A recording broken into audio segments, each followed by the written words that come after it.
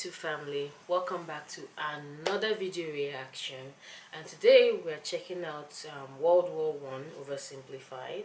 I recently saw the Napoleonic Wars Oversimplified, and I really enjoyed it. So a few people reached out to me through mail, and they sent me messages telling me to react to other oversimplified videos.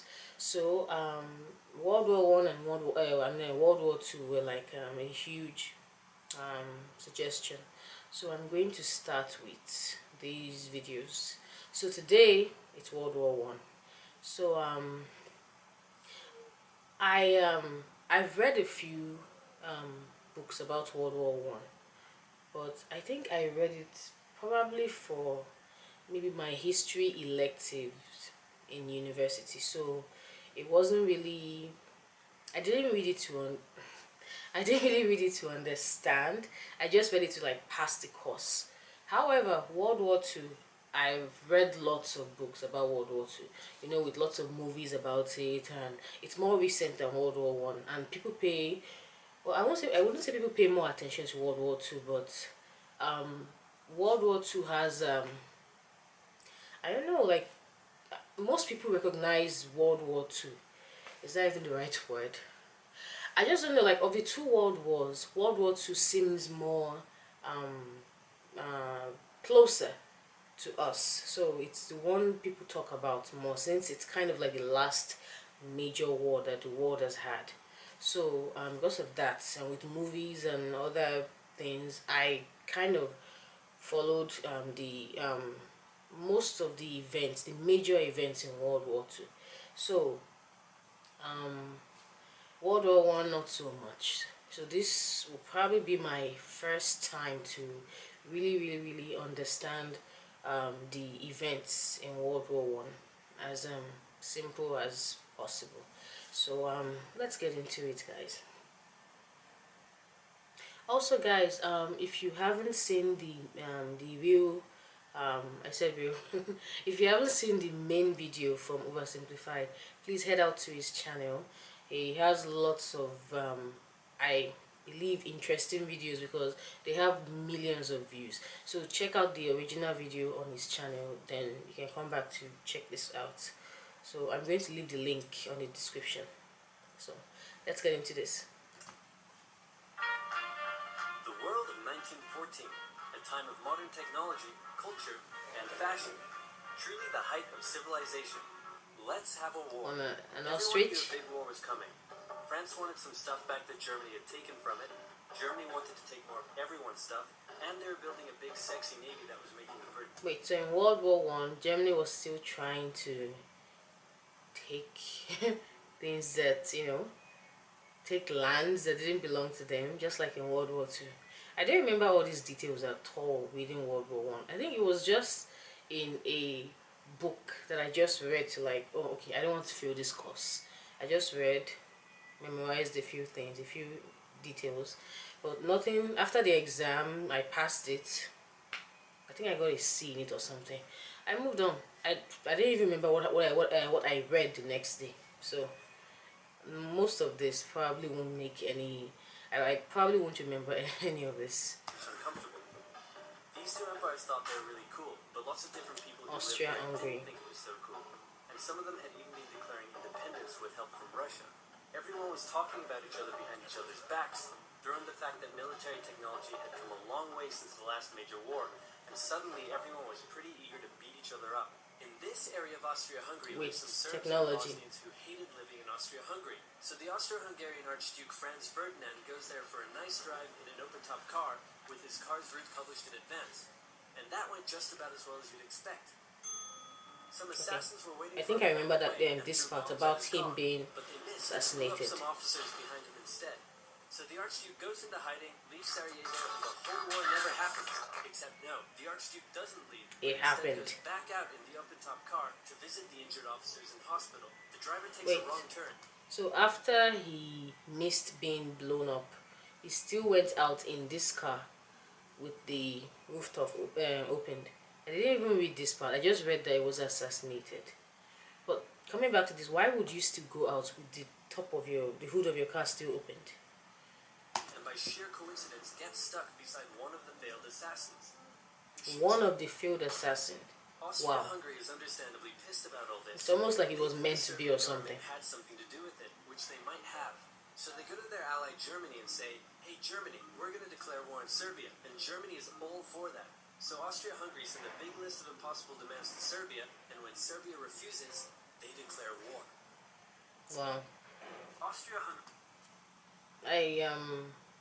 I remember reading Germany could have, tried to calm Austria down, Austria-Hungary, or they could have tried to calm them down, but they kind of like pushed for that war. So I think that's probably why they have the blame of, okay, you guys were like the force behind World War One. I mean, they could have just tried to get them to approach the old matters peacefully and things like Germany that. are friends, and Serbia is protected by Russia, who's friends with France, so they'll declare war on each other. Montenegro joins in too. France and Britain also have a kind of alliance, so when France says, hey Britain, you got my back, Britain is like, Not really. maybe? And then they decide to stay out of it, which is great for Germany, because Germany has a plan. They know that Russia is so big and clumsy that it will take them a while to get ready for war. So with this guy in charge, Germany will send all its troops into France at lightning speed while Russia's getting ready. Defeat France, then move all the troops to Russia, and defeat Russia, then we all speak German and eat Pfeffer Potast every day. Just one Kind of problem. like World War Two. France has loads of forts and defenses along its German border, and Germany can't waste any time fighting them, so Germany decides to go around them through Belgium. Belgium is neutral, but Germany wants to march 750,000 troops through it to get around France's defenses. They're hoping Belgium will just kind of sit down and shut up, but they don't. They They probably fight back, won't. and they're pretty good too, so they slow the Germans down. What's worse is that Britain shows up, and they're pretty pissed that Germany's invading neutral countries. So now Britain declares war on Germany. I thought Britain was kind of like out of the war initially. So Germany push on through Belgium and commit some atrocities along the way. They also wear spikes and sometimes skulls on their uniform. So if you're trying to not look like the bad guy, Skulls in the uniform. I think that part it also happened in Second World War. Yeah, there were skulls on some uniforms also. guys, good job. The Allies have a propaganda extravaganza, and this starts having an influence around the world, notably in America. The US President Woodrow Wilson sees himself as a bit of a Jesus figure, and Really? spends most of the war trying to get everyone to just hug it out. But there's also a large population of ethnic Germans living in the United States, and when the war first broke out, they were like, yay, Germany. Really? Now that they're committing atrocities in Belgium, they're less enthusiastic. Let's play Spot the French Soldier. Did you see him? Easy, right? He's wearing a bright blue uniform with red trousers. And do you know who else spotted him easily too? The Germans. Look at that. The Germans kind of have this uniform that it's ash colored, and that's like camouflaging. And look at the French soldiers, blue and red, against this dull background. So when the French were slowly marching in columns, That's like that would make them so the Germans easy easily tore them to and shreds with their giant spot. guns. All the nations involved in this war went. War is an adventure. Bayonet charges are cool. Cavalry is really effective.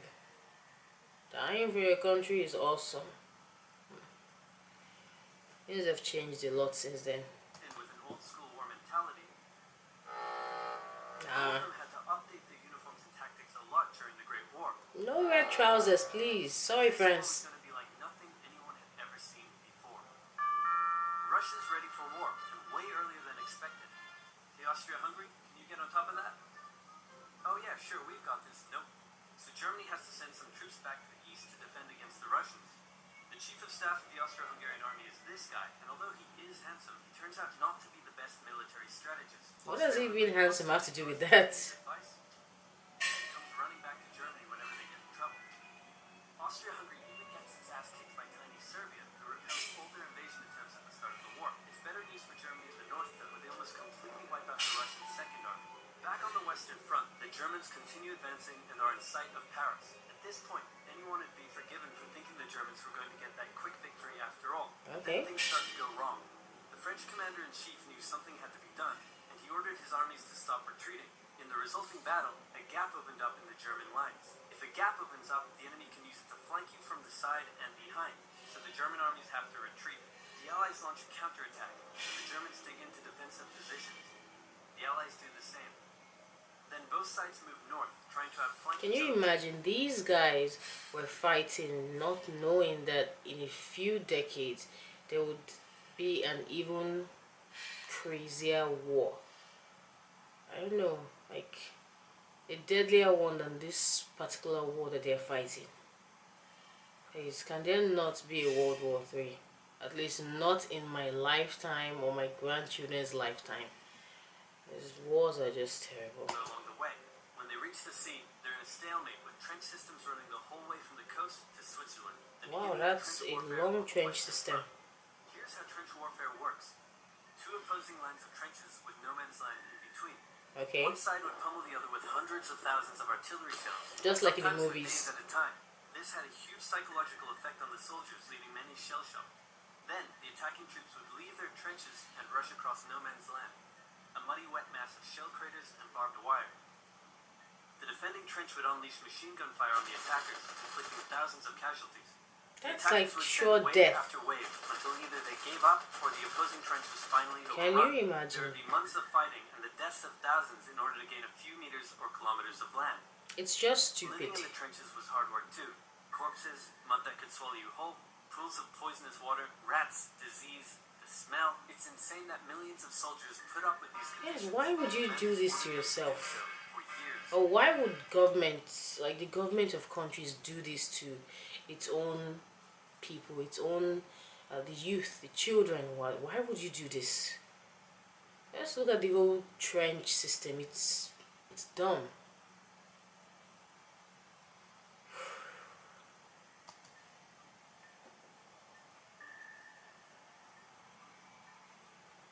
Wow, I'm already done with part 1. That's like a really short video. I was thinking it was like the Napoleonic Wars. That was really, really, really long.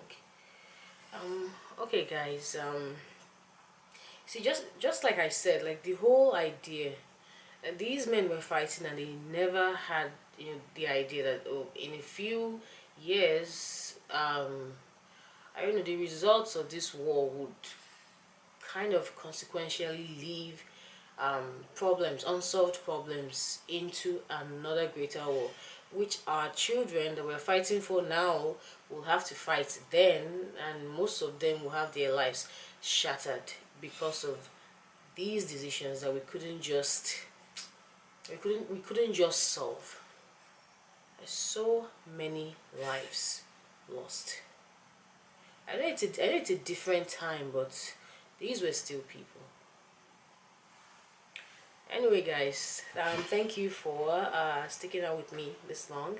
So please, if this is your first time on this channel, please like this video, leave comments, and if you have any suggestions of other videos that you want me to react to, just leave it in the comments or leave it in my email. It's in my description. And please subscribe, and I will see you in the next video. Thank you guys. Bye.